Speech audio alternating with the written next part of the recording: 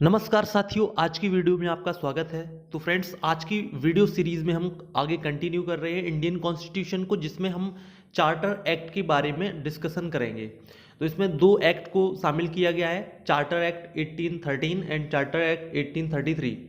तो आपकी कोई भी वनडे एग्जाम हो उसके लिए बहुत ही यूजफुल होंगे, और जितने भी इसमें पॉइंट डिस्कस किए जाएंगे इनके अलावा आपको कोई भी पॉइंट पढ़ने की ज़रूरत नहीं है। तो सबसे पहले बात करेंगे चार्टर एक्ट 1813 की। तो जैसा कि आप जानते हैं कि 1793 में पिछला चार्टर एक्ट आया था, तो इसके अगले 20 वर्ष बाद 1813 में अगला चार्टर एक्ट आता है। और इसके तहत जो प्रावधान किए गए, जो प्रोविजंस थे, उनमें पहला प्रोविजन था कि इस अधिनियम में कंपनी का व्यापार एकाधिकार चाय और चीन को छोड़कर समाप्त कर दिया गया। इट मीन्स कंपनी का जो व्यापार एकाधिकार है वो समाप्त कर दिया गया है, लेकिन दो चीज़ों पर व्यापार एकाधिकार बना रहा, जिसमें फर्स्ट है चाय, यानी कि चाय का व्यापार केवल ईस्ट इंडिया कंपनी करेगी, और चीन देश के साथ जो व्यापार होगा वो भी ईस्ट इंडिया कंपनी ही करेगी। इसके अलावा व्यापार एकाधिकार समाप्त हो गया। व्यापार एकाधिकार को समाप्त करने का अगर हम सिंपल सा अर्थ समझें तो ब्रिटेन से अब ईस्ट इंडिया कंपनी के अलावा और भी जो भी कंपनियां हैं वो इंडिया में आकर व्यापार कर सकती थी, यानी कि व्यापार एकाधिकार समाप्त हो गया। राइट। दूसरा इसमें जो प्रोविजंस था वो ये था कि इस अधिनियम के तहत ईसाई मिशनरियों को भारत में धर्म प्रचार की अनुमति प्रदान की गई। इट मीन्स ईसाई धर्म का प्रचार प्रसार अब भारत में एक लीगल तरीके से किया जा सकता था, और ईसाई संत या ईसाई धर्म प्रचारक या धर्मगुरु भारत में आकर ईसाई धर्म का अब प्रचार प्रसार वैध तरीके से कर सकते थे। तो ये इस एक्ट का एक इंपॉर्टेंट प्रोविजन था। ठीक है, नेक्स्ट यहां पर देखते हैं, इस अधिनियम के तहत भारतीयों की शिक्षा पर प्रतिवर्ष 1 लाख रुपए खर्च करने का प्रावधान किया गया। बहुत ही इंपॉर्टेंट क्वेश्चन है, एग्जाम में आता है। तो इसके तहत क्या किया गया कि पहली बार इंडिया में इंडियन पॉपुलेशन, जो इंडियन पीपल है, इनकी एजुकेशन पर एक साल में 1 लाख रुपया खर्च करने का प्रावधान किया गया था। आज की डेट में आप सोच सकते हैं कि 1 लाख रुपया बहुत ही कम है, लेकिन सन 1813 में 1 लाख रुपया काफ़ी था, और इंडिया की एजुकेशन पर पहली बार इस तरह का बजट आया था। ठीक है, अब आप समझ सकते हैं कि इस तरह का जो अधिनियम है वो क्यों पारित किया गया था, कि भारतीयों पर अंग्रेज 1 लाख रुपए शिक्षा पर क्यों खर्च करना चाहते थे। तो इसका सीधा सा मीन्स था कि वो भारत में अंग्रेजी शिक्षा का प्रचार प्रसार करने का सोच रहे थे, जिससे कि भारत में एक ऐसा वर्ग तैयार किया जा सके जो रंग रूप से तो भारतीय हो, लेकिन मानसिकता उसकी एक तरह से अंग्रेजों की हो, और एक क्लर्क के रूप में भारत में उनको भारत में ही काम करवाया जा सके, जिससे कि सस्ते दाम पर यहाँ पे उनको श्रम मिल सके। तो इस मानसिकता के तहत उन्होंने इस तरह का प्रोविजन लाया था। राइट। चलिए, इसके बाद हम देखते हैं इंपॉर्टेंट एक्ट 1833। अगले 20 वर्ष बाद एक बार फिर से एक्ट आता है, जिसका नाम है 1833 का चार्टर एक्ट। ठीक है, बहुत ही इंपॉर्टेंट चार्टर एक्ट है, और किसी भी एग्जाम में इससे क्वेश्चन बन ही जाते हैं।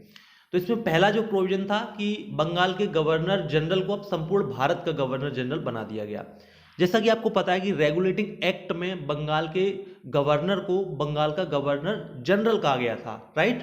लेकिन अब बंगाल का जो गवर्नर जनरल था वो केवल बंगाल का ही नहीं रहा, वो अब पूरे भारत का गवर्नर जनरल कहा जाने लगा। तो ये एक बड़ा बदलाव आया, और इसके तहत पहले भारत के गवर्नर जनरल, यानी कि भारत के पहले गवर्नर जनरल बने हैं William Bentinck. Right. Lord William Bentinck पहले ऐसे भारत के गवर्नर जनरल बने जो इस अधिनियम के तहत बनाए गए। राइट। तो ध्यान रखिएगा। इसके अलावा दूसरा जो मुख्य प्रावधान किया गया वो ये था कि कंपनी का जो व्यापार एकाधिकार है वो पूर्ण रूप से समाप्त कर दिया गया। लाइन को आप ध्यान रखिए, डिफरेंस को समझ के रखिए कि पिछले अधिनियम में, यानी कि 1813 के अधिनियम में चाय और चीन, इन दो चीजों पर व्यापार एकाधिकार ईस्ट इंडिया कंपनी का था, लेकिन इस अधिनियम में 1833 के अधिनियम में उन पर भी व्यापार एकाधिकार समाप्त कर दिया गया, यानी कि ईस्ट इंडिया कंपनी का व्यापार एकाधिकार पूर्ण रूप से अब इस अधिनियम के तहत समाप्त किया गया। अब आप समझ सकते हैं कि इस तरह का क्रमिक विकास क्यों हो रहा था, क्यों व्यापार एकाधिकार समाप्त किया गया। तो इसके पीछे एक रीजन भी है, वो आपको पता होना चाहिए। जैसा कि आप जानते हैं कि उस समय तक इंग्लैंड में औद्योगिक क्रांति जोरों पर थी, तो इंग्लैंड के कल कारखानों में एक तरह से कच्चे माल की बहुत ही अधिक आवश्यकता थी, तो एक कंपनी उन कारखानों में कच्चे माल की आपूर्ति करने में सक्षम नहीं हो पा रही थी। तो इंग्लैंड की जो संसद थी उसने सोचा कि कहीं ना कहीं हम उस देश की अन्य कंपनियों को भी व्यापार करने की इजाज़त दें।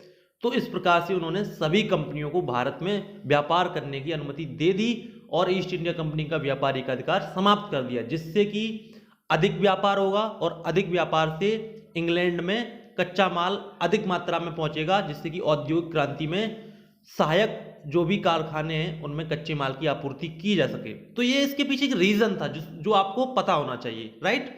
चलिए, इसमें जो नेक्स्ट प्रोविजन था 1833 के एक्ट में कि गवर्नर जनरल की जो परिषद थी उसमें अतिरिक्त विधि या कानूनी सदस्य के रूप में लॉर्ड मैकाले को शामिल किया गया।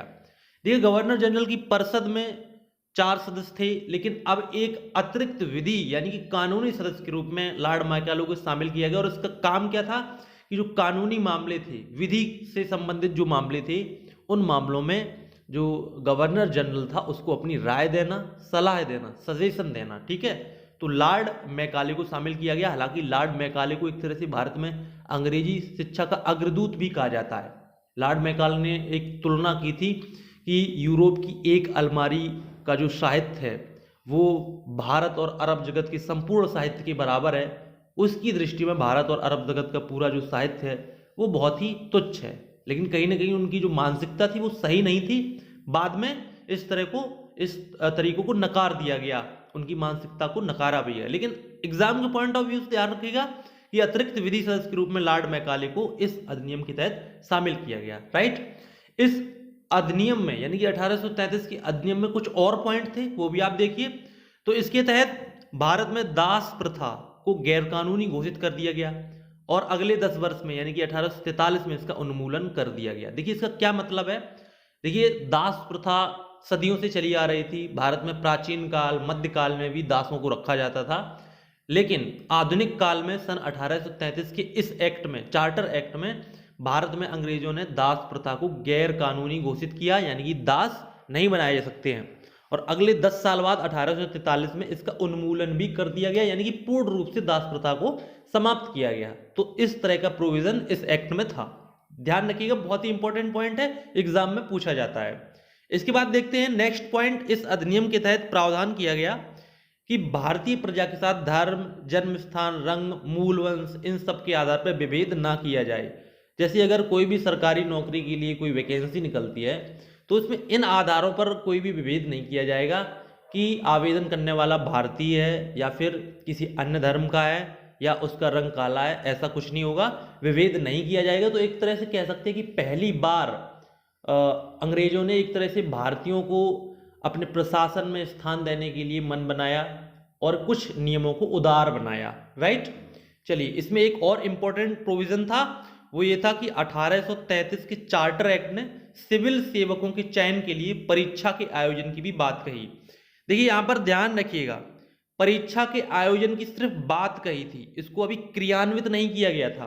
तो 1833 के चार्टर एक्ट में केवल इस बात को कहा गया था कि कंपनी के जितने भी बड़े पद थे उन पर पहले कंपनी के बोर्ड द्वारा केवल अधिकारियों को नामित किया जाता था, ठीक है। लेकिन अब इस अधिनियम में कहा गया कि अधिकारियों को नामित ना किया जाए, उनके स्थान पर एक भर्ती का आयोजन किया जाए।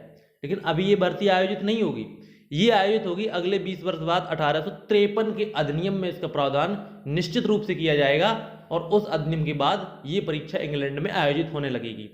तो इस अधिनियम में केवल इसकी बात कही गई थी। तो ध्यान रखिए, डिफरेंस को समझ के रखिए, कभी कभी कंफ्यूजन हो जाता है, ठीक है।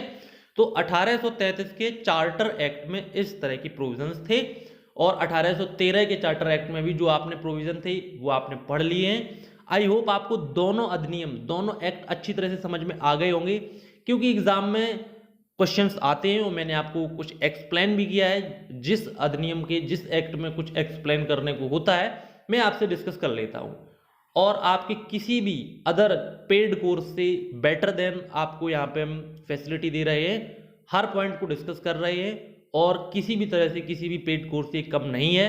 और आपका ये जो कोर्स है किसी भी exam, SSC bank, railway, PET, super TET, इन सभी एग्जाम के लिए बहुत ही उपयोगी है।